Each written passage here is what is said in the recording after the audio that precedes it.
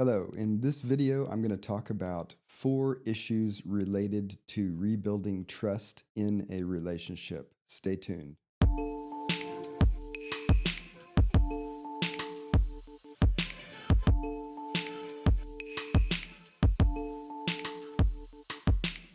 Welcome to Wellness with John. I'm John Peters, and these are resources to help you thrive.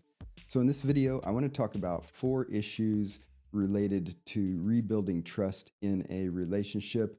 This doesn't just pertain to partner relationships, but any really close relationship where a trust issue comes up. But let me start by saying that when people are experiencing some sort of significant loss of trust in a relationship, it's a good time to go to therapy. It's a good time for each of the people in the relationship to have individual support with a therapist.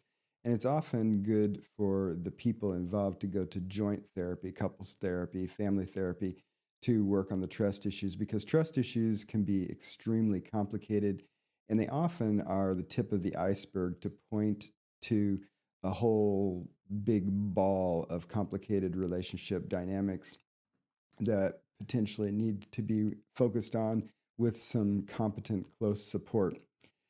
And also, let me say that this video is not meant to be a comprehensive discussion of trust issues in relationships or a definitive roadmap on how to fix trust issues, although I want this to be helpful because I want to talk about 4 big issues that I have seen over my decades of practice with individuals and couples and families in my practice around trust issues. So this is just going to empower you by alerting you to some of these big issues that help you craft your path through your issues that you're having in your particular relationship. So, issue number 1 that I have found when people come to therapy talking about trust issues is that they didn't have trust in the first place. Okay. So people sometimes come and they say, trust was violated. And then when you actually examine the history of the relationship and you try to look backward from now into the history and you say, okay, so when did actual trust exist in the relationship? Sometimes what you find is that it didn't actually exist, okay? Because sometimes what people confront is a sense of breach of trust at some point where the honeymoon phase was still going, right? So you have a new relationship, for example, and you have that kind of idealistic, delusional, blind trust simply because everything's so wildly sparkly in the new relationship. And you feel a sense of trust of that person, okay? But that's not the same thing as trust that an objective third party would agree with in terms of is there a basis for the trust beyond that kind of wild dopamine infused delusional kind of enjoyment of the partner, okay? Because you have that sense of trust. It's part of the glue that glues people together in the beginning part of the relationship that then can be the ground for actual trust later. But sometimes people come to therapy or come to the realization that there's a trust violation, but that's actually kind of the interruption of what was the beginning phase of the honeymoon part of a new relationship. So one fundamental question in my mind when I'm talking to someone who says, "Hey, we've got this trust issue going on," is I want to look backward in the reported history and say, well, was there trust before? Because often people think about trust as fixing something that got broken, but that implies that it got broken when it wasn't broken, okay? But if it just seemed like it wasn't broken, but it actually was broken, right? Then you're just realizing that it was broken, okay? You're not actually in a situation where it wasn't broken and then it got impaired and now you're going to fix it because you didn't have trust to begin with. So I think that part of what you have to do with yourself is take an honest inventory of yourself, your partner, or your other person, and the relationship and look backward and say, you know, if we had a sense of trust with each other, what was that based on? Was it based on our actually having a history of being trustworthy with each other? Because being trustworthy is a thing, right? If, for example, if someone asks me to do something to help them with a project and I agree to do that and then I follow through with that, I am being trustworthy because trustworthy is following through with agreements. Okay. So were there understood agreements? Was there actual follow through with that? So is there a basis to say, yes, person A, person B was actually being trustworthy in the relationship? Okay. So, so again, issue number one is, was there trust in the first place? Okay. It doesn't mean that if there wasn't, if you can't identify it, that you can't build trust. It's just, it's a different ball game if you know, are blindly thinking that you're going to rebuild trust when you actually are building trust in the first place. Okay. So a lot of the same types of things are going to apply, but I think it is important to have that perspective of, did we have trust in the beginning? Because a lot of people are wanting to rebuild trust, but it wasn't there before. Okay. It's really a new project for the relationship. Issue number two is when there are disagreements, significant disagreements about what the trust violation was. Okay, so this is kind of similar to issue number one, but even in a relationship that where there is actual trust and trust with a valid basis, sometimes you have a total disconnect in terms of the idea of what the trust violation was. And let me give you an example of one of the most common presentations of this issue is, sometimes I have people come in and they say, well, my partner doesn't trust me, and my partner thinks that I violated their trust. And we say, okay, so what happened? And how did they have that sense of violation? And then they say, well, my partner is really insecure and they get jealous when I talk to other people. And so we're not talking about an agreed upon trust violation, because the person who's the narrator in that story talking about the insecure partner, if they're honest, they might not say that really, you know, there's an explicit agreement that neither partner talk to other people, or that it's bad to talk to other people. They might think, yeah, I talk to other people and it's okay. I'm not, you know, violating the fundamental agreements of the boundaries of the relationship, but I live in a world where I have a job, and at that job I talk to other people and my partner is insecure about that, right? Um, and so when my partner sees me talking to another person, they feel so insecure that they feel like the trust is violated, because they have this desire, this unrealistic expectation that I'm just not going to ever talk to other people, which is impossible because I've got this job and it involves interacting with lots of people. Okay. So in that situation, you know, it's not about simply rebuilding trust after a trust violation, because you didn't have a situation where both people were in agreement about what the rules of the game were. Okay. You have one person who wants the rules of the game to be different because of their insecurity, but the other person is actually not in agreement. Now, sometimes this gets even more muddled when you have the person who's not the insecure person, but the person who's trying to manage that insecurity for their partner. And they're trying to manage it by being acquiescing. And so they're trying to say, okay, I'll try to not talk to other people, or when I talk to other people, I'll hide it from you. I just won't tell you what I do at work. So you get into some more convoluted things when people aren't really in agreement about it, and don't know how to assertively kind of negotiate. Okay, look, this is how we have to deal with each other. This is how we have to deal with our shared lives, and this is how we can support you in your getting triggered and being insecure.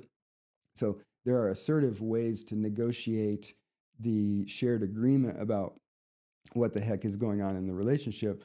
But that, you know, sometimes is very complicated and challenging, and people often will take the easy path by just saying, oh, okay, my partner's insecure, so I'm just going to hide this stuff that triggers them so that I don't trigger them too much, right? Again, and I'm not poo-pooing that and saying that in the short term that that's necessarily bad. It's just that that's not the fix to the solution, and it just kicks the can down the lane a little bit. These two first issues are really fundamental issues that you really have to sort out if you're going to seek a path toward mutually satisfying trust in a relationship. The first one being that it wasn't there to begin with. So, do each of you have the capacity to be trustworthy? And can you then build trustworthiness and trust in your relationship? The second one being that can you come to agreement about what the actual contours are of the boundaries of your relationship so that trust violations aren't happening because you actually are both in agreement about the boundaries and the boundaries are mutually agreeable. Okay.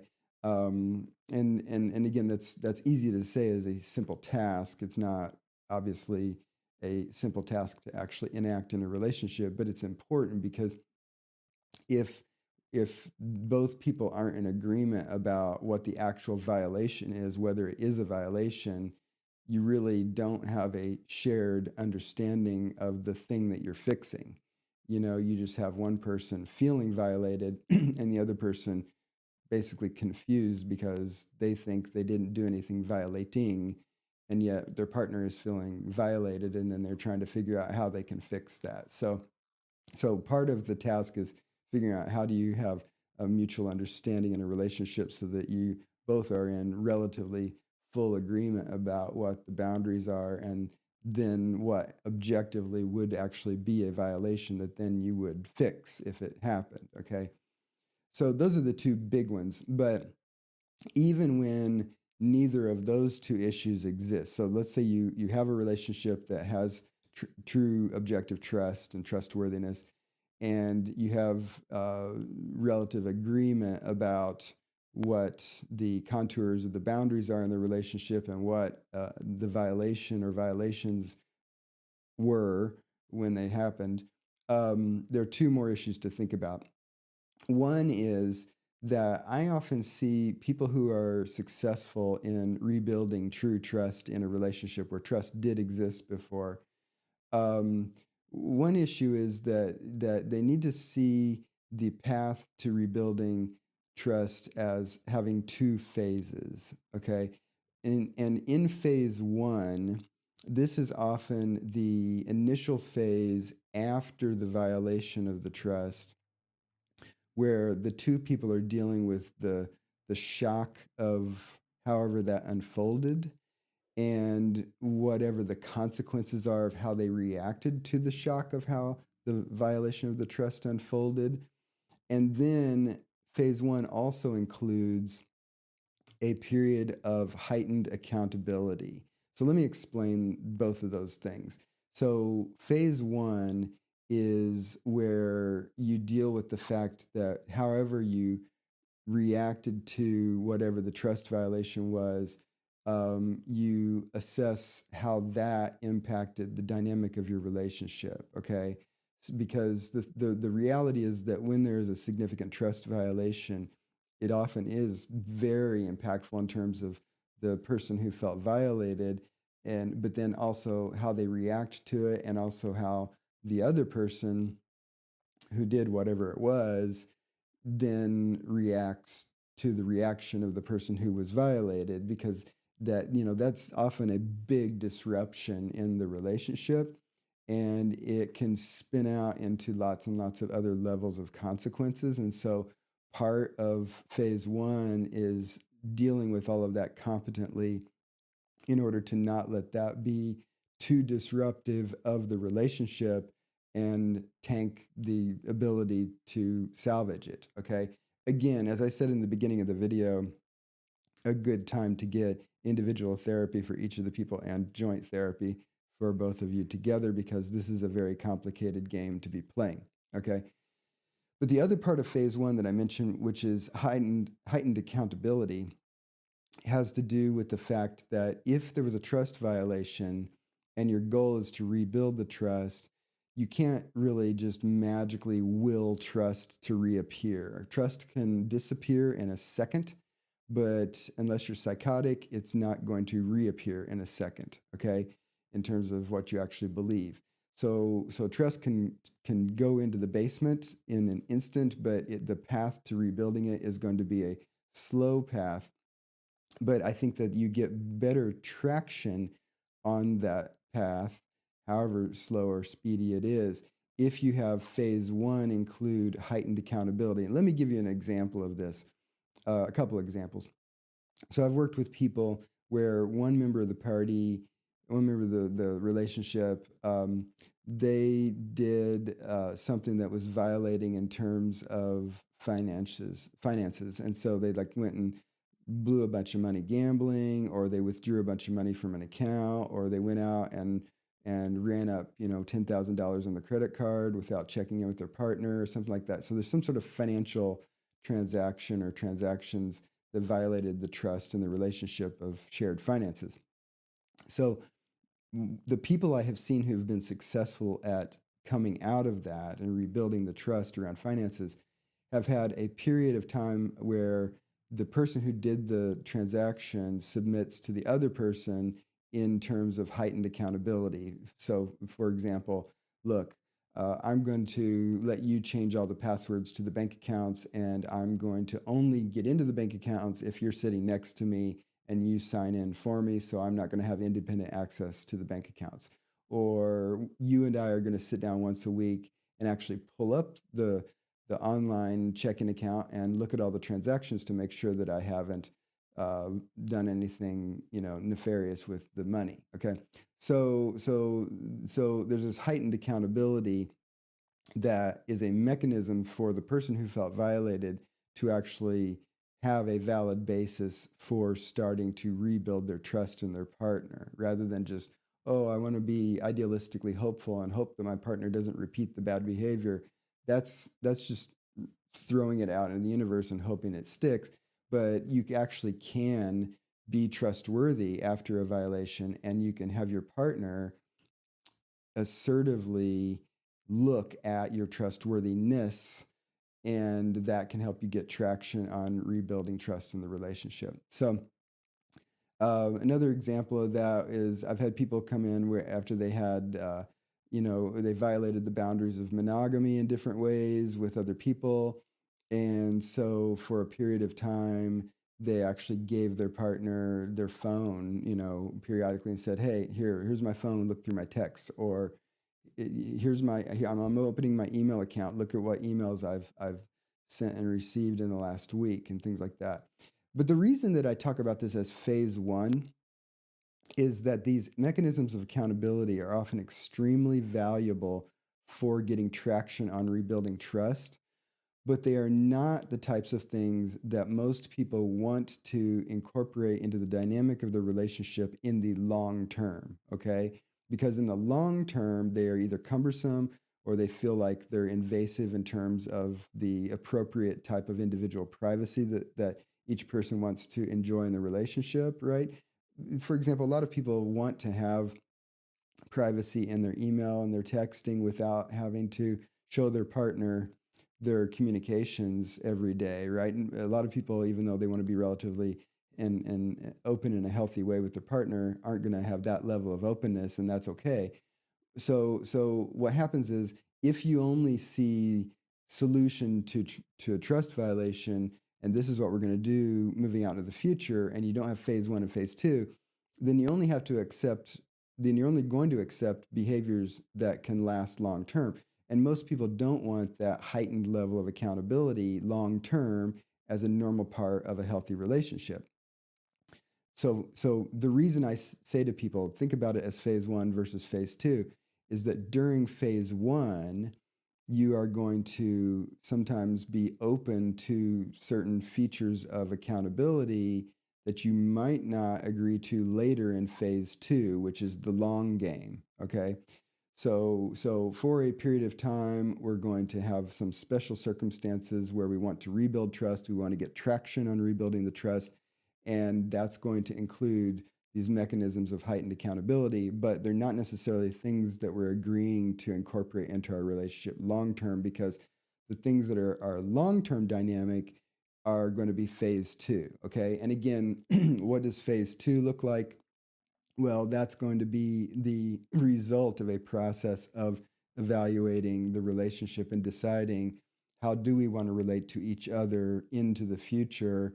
And after we feel like we start to have some stability, we get over that initial shock and the consequences of how we reacted to the shock, and we have a period of heightened accountability at the point where we start feeling like, yes, things are stable and we actually have some objective, true, valid trust in the relationship again or in a new way, then we can negotiate what does phase two look like, okay? Which means we're going to relax some of the things that we did in phase one because we don't need to take care of those concerns that I mentioned that are part of phase one, but we're going to negotiate what does our long-term relationship look like so that we can maintain the trust that we have started to rebuild, even if we haven't yet achieved the full quality and amount of trust that we ultimately want in order to feel like we're in a stable long-term relationship together, okay?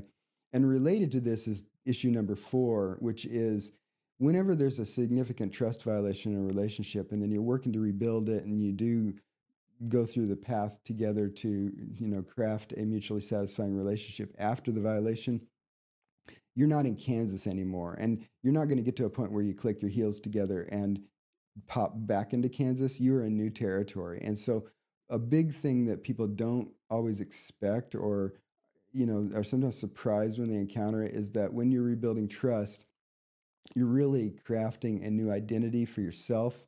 Your partner is crafting a new identity for themselves, and you two are crafting a new relationship. So you are in new territory. It is a different ball game, and so you have to assess. Who am I? What I want to be up to with myself, and how does that relate to how I want to be up to this partnership with my partner? Both of you have to do that individually, and together you have to figure out what do we want to be up to together, right? It's a pretty significant core renegotiation of yourself, your partner's doing that simultaneously, and a renegotiation of your shared relationship. And so rarely are trust violations these little blips that then there's this like full recovery and you just romantically kind of pop back into how things were before.